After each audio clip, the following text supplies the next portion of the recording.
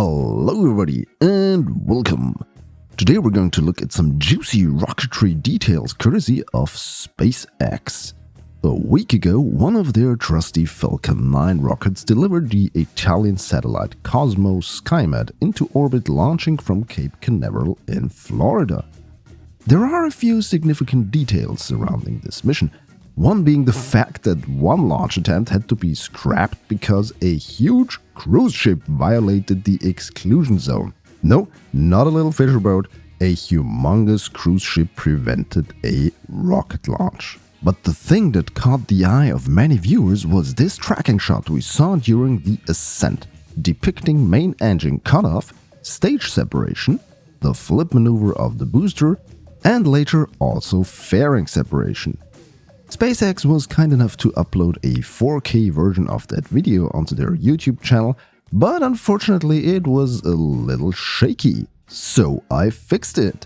Basically, I just took a still image from the video with the second stage pretty much in the center of the frame and set its opacity to 40%, then panned the video every time the camera made a change in direction. The first result, which I posted on Twitter, was already better to look at than the original, in my opinion, but there were some jitters and other artifacts and I knew I could do better. After some manual fine-tuning and then a pass of DaVinci Resolve's integrated stabilization feature over certain parts, I ended up with this.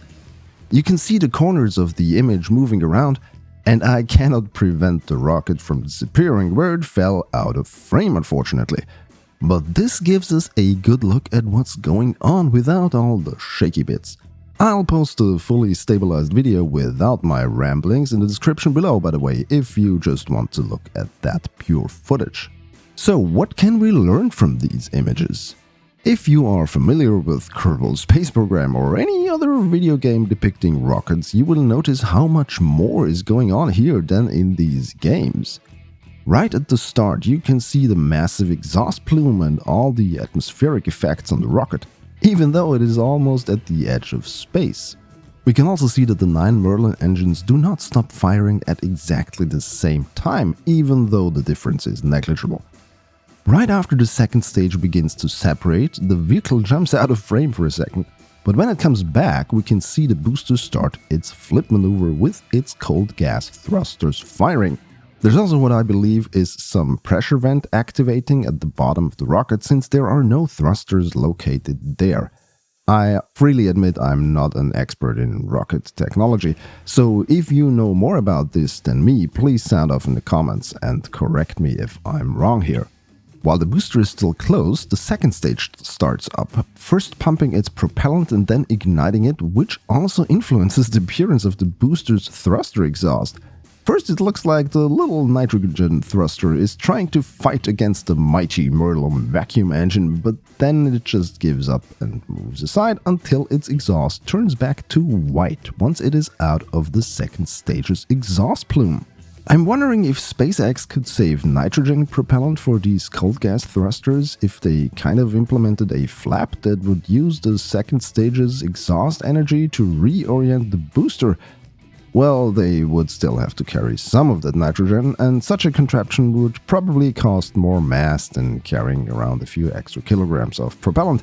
But hey, you Kerbal Space Program players out there with a Falcon 9 style vehicle, why don't you try this out and tell me if it works? While the booster is continuing with its flip maneuver, you can also see the stiffener ring coming apart from the Merlin vacuum engine nozzle and flying away. This is just a lightweight part made of cork, and its purpose is to keep the thin metal of the nozzle from deforming due to gravitational pulls. Now that the engine is firing, there is no more need for it, and when it will stop firing, the vehicle will be far enough outside of Earth's gravity well for the nozzle to keep its shape without the stiffener. And then we can also catch a glimpse of the booster firing up its own engines and beginning the boost back burn to return to launch site.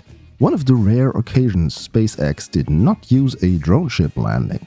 But the booster is quickly out of sight while the second stage soldiers on. A little while later we can watch the payload fairing separation. Here I also zoomed into the footage so we could see the separation better.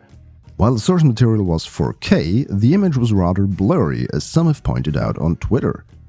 If you have ever tried taking pictures or video of things really far away, this should not surprise you. Stage separation already occurred at an altitude of 70 kilometers. Fairing separation was done at more than 120 kilometers of altitude. You need extreme telephoto lenses to even capture anything at that distance. In addition to optical limitations of the glass, you will also have to deal with atmospheric interference the further your target is away. So yeah, no matter the potential resolution of your video, images at that distance will always be somewhat compromised. Anyway, that's all for this video. As I said, fully stabilized footage without me talking is linked below in the description. Can't wait for such tracking shots from Starship.